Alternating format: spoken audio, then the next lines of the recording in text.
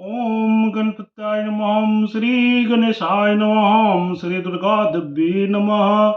या देवी सर्वभूतेषु मां कात्यायनी रूपेण संस्थिता। नमस्तस्यै नमस्तस्यै नमस्तस्यै नमो नमः। ओम श्रीमद्देवी भागवत महापुराण ब्रह्म द्वितीय खंड। तुम्हें माता च पिता तुम्हें बंधु सखा तुम्हें विद्याधरणं तुम्हें शर्मं देव।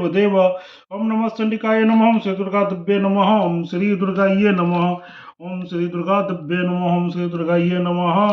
अर्थ पंचचत्वारिंशोऽध्याय भगवती दक्षिणा का उपाख्यान।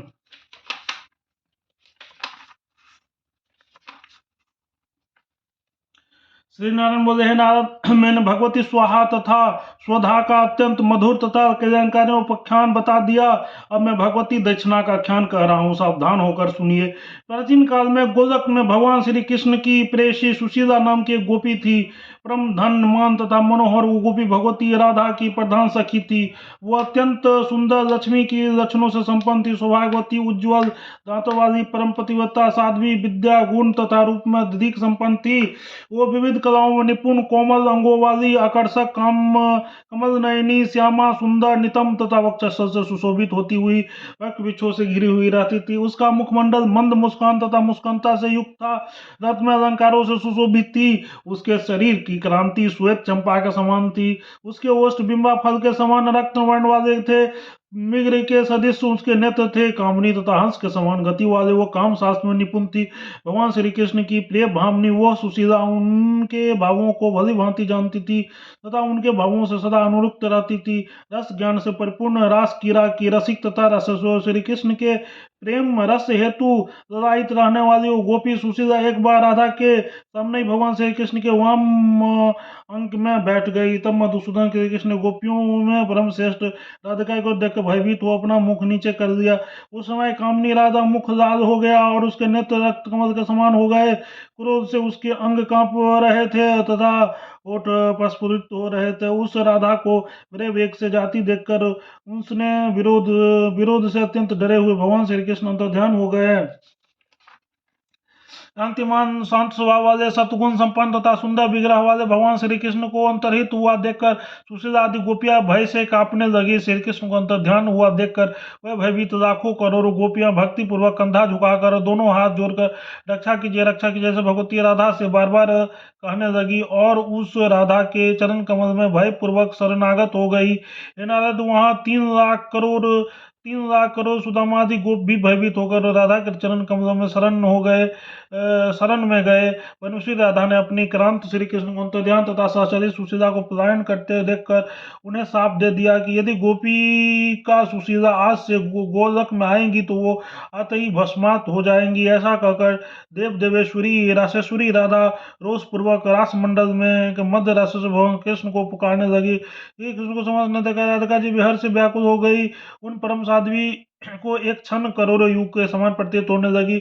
उन्होंने श्री कृष्ण से प्रार्थना की, हे कृष्ण प्राणनाथ, इस आ जाइए, हे प्राणों से अधिक प्रिय, हे प्राण का अधिष्ठाता देवेश्वर, आपके बिना मेरे प्राण निकल रहे हैं।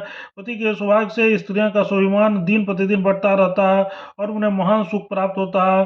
अतः स्त्रियों को सदा धर्म पूर्वक पति की सेवा करनी चाहिए। कुलीन स्त्रियों के लिए पति ही बंधु आदि देवता आश्रय, परम शक्ति स्वरूप तथा भोग प्रदान करने वाली साक्षात विग्रह है। वहीं स्त्री के लिए धर्म, सुख, निरंतर प्रीति, सदा शांति तथा सम्मान प्रदान करने वाला, आदर से दीप्यान होने वाला तथा मान भंग भी न करने वाला है। पति स्त्री के लिए परम सार है, बांधवों में बढ़ाने वाले हैं। समस्त बंधु बांधवों के पति समान कोई बिंदु दिखाई नहीं देता है।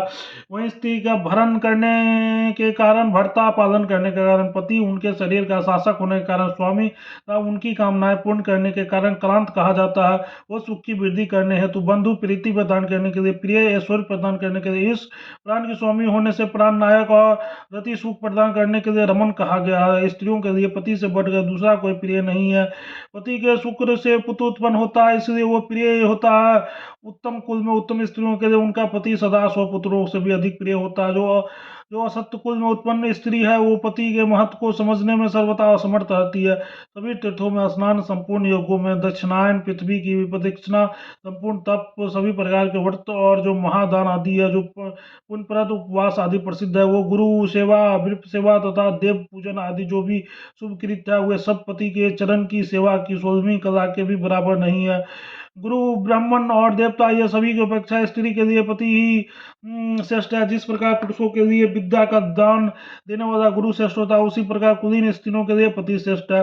जिनके अनुग्रह से लाखों करोड़ गोपियां, गोप, असंख्य ब्रह्मांड वहां निवासियों तथा अखिल ब्रह्मांड गोलक की ईश्वरी बनी हुई है और अपने उन क्रांत श्री कृष्ण के रहस्य में नहीं जानती स्त्रियों के स्वभाव अत्यंत दुर्लभ है।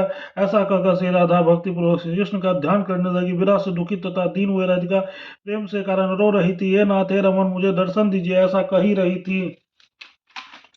यमुने इस प्रकार राधा के द्वारा गोलक को च्युत सुशीला नाम को गोपी दक्षिणा नाम से प्रसिद्ध हुई। दीर्घ काल तक तपस्या करके उन भगवती लक्ष्मी के विग्रह में स्थान प्राप्त कर लिया।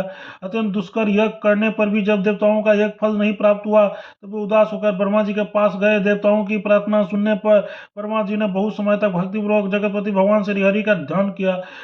अंत में उन्हें प्रत्यादेश प्राप्त हुआ। भगवान नारायण ने महालक्ष्मी के विग्रह से मत्स्य लक्ष्मी को प्रकट करके उसका नाम दक्षिणा रखकर ब्रह्मा जी को सौंप दिया।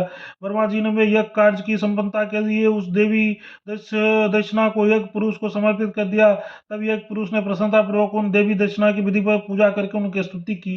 उन भगवती दक्षिणा का वर्ण तपाए हुए सोने के समान था। उनके विग्रह की क्रांति करोड़ों चंद्रमा के तुल्य थी। वे अत्यंत कमनीय, सुंदर तथा मनोहर थी। उनका मुख कमल के समान था। उनके अंग अत्यंत कोमल थे, कमल के समान। उनके नेत्र विशाल थे। कमल के आसन पर पूजित होने वाले भगवती कमला के शरीर से प्रकट हुई थी। उन्होंने अग्नि के समान शुद्ध वस्त्र धारण कर रखे थे। उन साध्वी के ओष्ठ बिंबा फल के समान थे। उनके दांत अत्यंत सुंदर थे। उन्होंने अपने केश पास में मालती की पुष्पों की माला धारण कर रखा था। उसने प्रसन्नता युक्त मुखमंडल पर मुंद मुस्कान से व्यापक थी। वे रत्नमय आभूषणों से अलंकृत थी। उनका वेश अत्यंत सुंदर था। वे विधिवत स्नान किए हुई थी। वो मुनियों के भी मन को मोह लेती थी। कस्तूरी मिश्रित सुगंधित चंदन से बिंदी के रूप में अर्धचंद्र का तिलक उनके ललाट पर सुशोभित हो रहा था। केसों के नीचे का भाग सीमांत सिंदूर की छोटी छोटी बिंदियों से अत्यंत प्रकाशमान था। सुंदर, नितंब, बृहत श्रेणी तथा विशाल वक्षस्थल से वो सुशोभित हो रही थी। उनका विग्रह कामदेव का आधार स्वरूप था। वे कामदेव के बाण से अत्यंत व्यथित थी। ऐसा उस रमणीय का दक्षिणा को देखकर एक पुरुष मूर्छित हो गए। पुनः ब्रह्मा जी के कथानुसार उन्होंने भगवती दक्षिणा को पत्नी रूप में स्वीकार कर लिया। तथा एक पुरुष रमेश रमेश ने रमा रूपनी भगवती दक्षिणा को निर्जन स्थान में ले जाकर उनके साथ दिव्य 100 वर्ष तक आनंद पूर्वक रमन किया। वे देवी दक्षिणा दिव्य 12 वर्ष तक गृह धारण किए रही। तत्पश्चात उन्होंने सभी कर्मों के फलस्वरूप पुत्र को जन्म दिया। कर्म के परिपूर्ण होने पर वही पुत्र फल प्रदान करने वाला होता है। भगवान यज्ञ, भगवती दक्षिणा तथा अपने पुत्र फल से युक्त होने पर ही कर्म करने वाले का फल प्रदान करते हैं, ऐसा वेद वेता पुरुषों ने कहा है। नारद, इस प्रकार देवी दक्षिणा तथा फलदायक पुत्र को प्राप्त कर एक पुरुष सभी प्राणियों को उनके कर्मों का फल प्रदान करने लगे। तदंतर परिपूर्ण मनोरथ वाले हुए सभी देवगण प्रसन्न होकर अपने अपने स्थान को चले गए। ऐसा मैंने धर्मदेव के मुख से सुना है। हे मुने, कर्ता को चाहिए कि कर्म करके तुरंत दक्षिणा दे दे। ऐसा करने से कर्ता को उसी क्षण फल प्राप्त हो जाता है, ऐसा वेदों में कहा है। कर्म के संपन्न हो जाने पर यदि कर्ता देववश या ज्ञानवश उस क्षण ब्राह्मणों को दक्षिणा नहीं दे देता है तो एक मुहूर्त बीतने पर वो दक्षिणा निश्चित ही 2 गुनी हो जाती है। एक रात बीतने पर वो 100 गुनी हो जाती है। वो दक्षिणा 3 रात बीतने पर 100 गुनी हो जाती है। 1 सप्ताह बीतने पर उसकी 200 गुनी हो जाती है। 1 माह के बाद वो 1 लाख गुनी बताई गई है। इस प्रकार ब्राह्मणों की दक्षिणा बढ़ती जाती है और 1 वर्ष बीत जाने पर वो 3 करोड़ गुना हो जाती है, जिस यजमानों का सारा कर्म भी व्यर्थ हो जाता है। ब्राह्मण का धन हरने वाला वो मनुष्य अपवित्र हो जाता है तथा किसी भी कर्मानुष्ठान के योग नहीं रह जाता है। उस पाप के कारण वो पापी मनुष्य रोगी तथा दरिद्र रहता है। भगवती लक्ष्मी की उसे दारुण शाप देकर उसके घर से चली जाती है। उसके द्वारा प्रदत्त श्राद्ध तथा तर्पण को पितर ग्रहण नहीं करते। उसी कारण देवतागण उसकी पूजा तथा उनके द्वारा अग्नि में प्रदत्त आहुतियों को स्वीकार नहीं करते। यदि यज्ञ के समय कर्ता के द्वारा संकल्प रहित दान नहीं दिया जाता है और प्रतिग्रह करने वाले उससे मांगा भी नहीं जाता, तो दोनों ही यजमान तथा ब्राह्मण नरक में उसी प्रकार गिरते हैं जैसे रस्सी टूट जाने पर घड़ा। ब्राह्मण के याचना करने पर भी यदि यजमान उसे दक्षिणा नहीं देता तो वो ब्राह्मण का धन हरण करने वाला कहा जाता है। वह निश्चित रूप से कुंभी पाप नरक में पड़ता है, वहां यमदूतों के द्वारा पीटा जाता। वो 1 लाख वर्ष तक रहता, उसके बाद वो चंडाल होकर सदा दरिद्र तथा रोगी बना रहता है। वो अपनी 7 पीढ़ी पूर्व के तथा 7 पीढ़ी बाद के पुरुषों को नरक में गिरा देता है। विप्र, मैंने यह सब कह दिया, अब पुनः क्या सुनना चाहता है? नरसिंह मुनि, जो कर्म बिना दक्षिणा के किया जाता उसका फल कौन भोगता है? साथी, एक पुरुष के द्वारा पूर्व काल में की गई भौतिक दक्षिणा की पूजा विधि को भी मुझे बतलाइए। बोले, मुनि, दक्षिणा विहीन कर्म का फल हो ही न कहा सकता है। दक्षिणा युक्त कर्म से ही फल प्रदान का समर्थ होता है। मुने, जो कर्म बिना दक्षिणा के संपन्न होती है उसके फल का भोग राजा बलि करते हैं। ये मुने, पूर्व काल में भगवान वामन राजा बलि के लिए ऐसा कर्म अर्पण कर चुके हैं।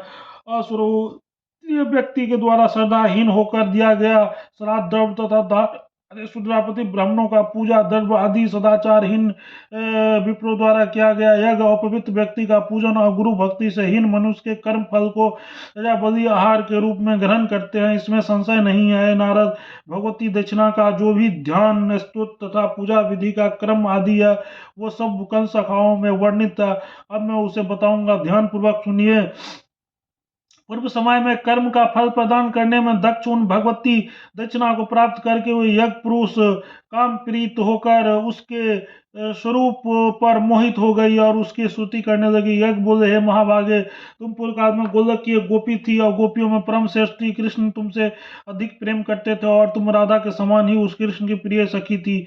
एक बार कार्तिक पूर्णिमा को राधा महोत्सव के अवसर पर रासलीला में तुम भगवती लक्ष्मी के दर्शनांश से प्रकट हो गई थी, उसी कारण तुम्हारा नाम दक्षिणा पड़ गया है। शोभने, इससे भी पहले अपने उत्तम शील के कारण तुम सुशीला नाम से प्रसिद्ध थी। तुम भगवती राधा के साथ से गोलक से युक्त होकर और पुनः देवी लक्ष्मी के दक्षिणांश से अभिभूत हो अब देवी दक्षिणा के रूप में मेरे सौभाग्य से मुझे प्राप्त हो गई हो। हे महाभागे, मुझ पर कृपा करो और मुझे ही अपना स्वामी बना लो। तुम ही यज्ञ करने वाले को उनके कर्मों का सदा फल प्रदान करने वाली देवी हो। तुम्हारा बिना संपूर्ण प्राणियों का सारा कर्म निष्फल हो जाता है और तुम्हारे बिना अनुष्ठान कर्ता को कर्म शोभा नहीं पाता।